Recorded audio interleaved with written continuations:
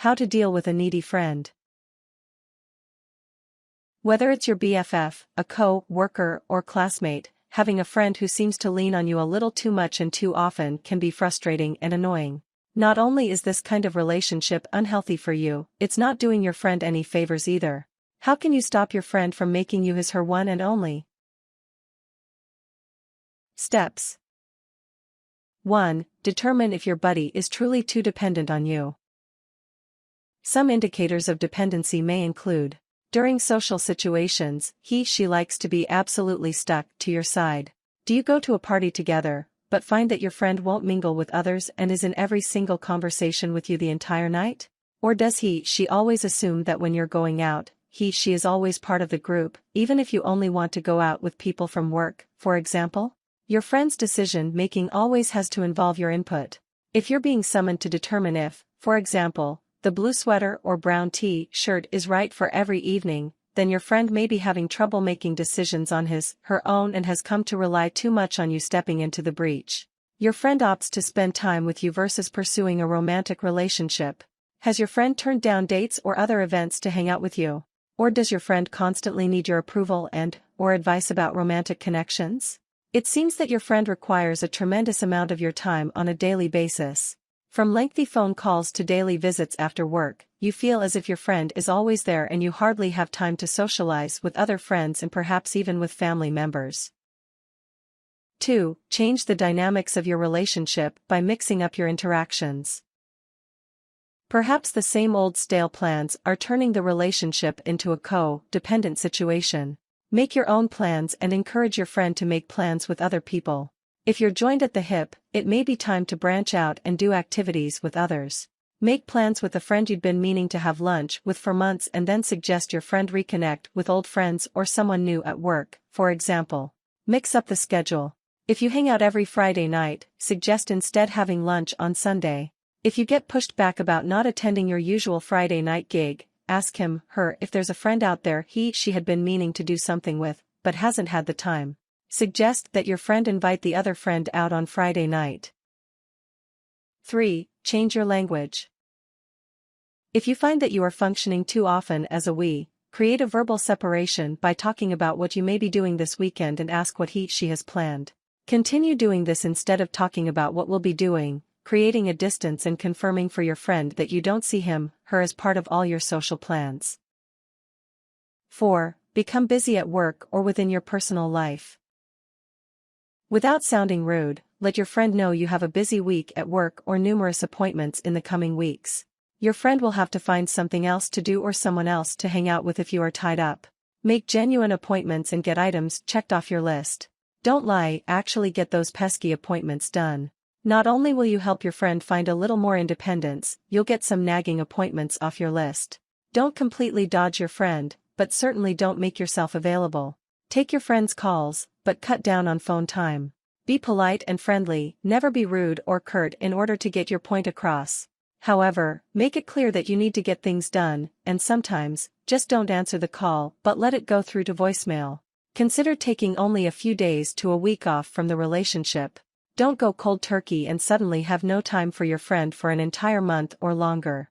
Plan a vacation with your family, it's the ultimate good excuse. 5. Make specific plans with your friend on a sporadic basis. If your friend is used to a revolving schedule, meaning that you're together nearly every day without making actual plans, talk to your friend about planning an evening together. Let your friend know that your schedule has ramped up, but that you would love to have lunch or dinner with him or her on Saturday night, for instance. Be clear that the date you have chosen is the only time you can meet and make sure he/she can meet you at that time and day. Always make every date with your friend. Don't wimp out and cancel, reschedule and then forget, for example. Unless you'd prefer to completely lose the friendship, which actually may be your plan, stick to your plans and don't jerk your friend around. Find new activities to try with your friend. If your relationship centered on clubbing or seeing movies, mix up your typical meetings and instead go ice skating or go for a hike. If you move away from your friendship comfort zone, perhaps your friend can find new-found independence as well. 6. Learn to say no. No is a powerful word, but sometimes it's hard to say, especially when it comes to a friendship. However, a friend who is not able to understand why you're not willing to do something or to spend every minute of your spare time with them is not a true friend. An emotionally draining friendship is not a rewarding experience. Hence, saying no to give yourself more space and to do the things you need to do without your friend hanging about is an essential part of weaning your friend off needing you so much. Don't jump when your friend says crisis, when you know it's not. For some people, this is an easy way to prevent others from pulling away. You need to communicate with your friend that his or her inability to make plans, be more organized or work things out in advance is not a reason to turn their issues into an emergency requiring you to respond by dropping everything. Not reacting is sometimes the greatest kindness. If you have a hard time saying no to needy people, or attract them too often, check whether you have codependency issues, where you need to be needed, otherwise you believe you are not good enough or worthy enough to have friends. 7. Determine if this is a friendship worth saving.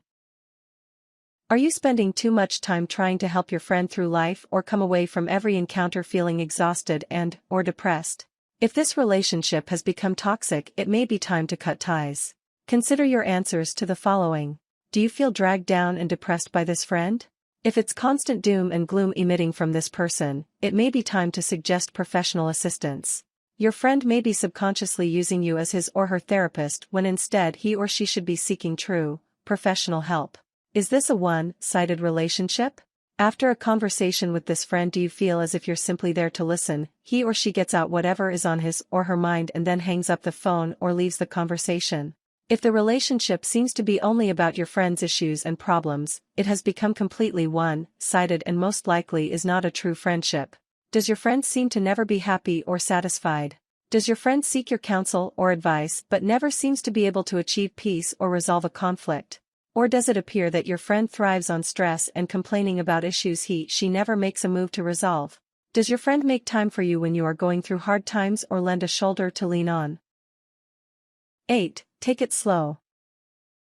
Gradually put your plans in motion and hopefully, you'll be able to distance yourself from your overly needy friend. Who knows, perhaps in the process, the friend may learn to stand up on her own 2 feet and lead a life with confidence. Whenever you feel overwhelmed though, recall the times she has been there for you. You're helping her as much as you're helping yourself. It is, after all, for the better. And in case you come up empty when recalling the times your friend has been there for you, well, that settles it, doesn't it? It proves that your friendship is but one-sided, giving you all the go sign you need to resolve this issue. Tips. Understand that your friend's dependence has nothing to do with you and that this is something your friend must work out on his or her own. Consider introducing your friend to other people who may have something in common with your buddy. Doing so may take some of the emphasis off you and allow your friend to expand his or her horizons. Demonstrate independent characteristics and/or actions when around your friend. Hopefully, he or she will catch on and pick up on what you are doing. Warnings. If you love your friend, avoid being overly blunt or curt with regard to your feelings. Your friend may not realize he or she is being too clingy, so tread softly when trying to loosen his or her grip.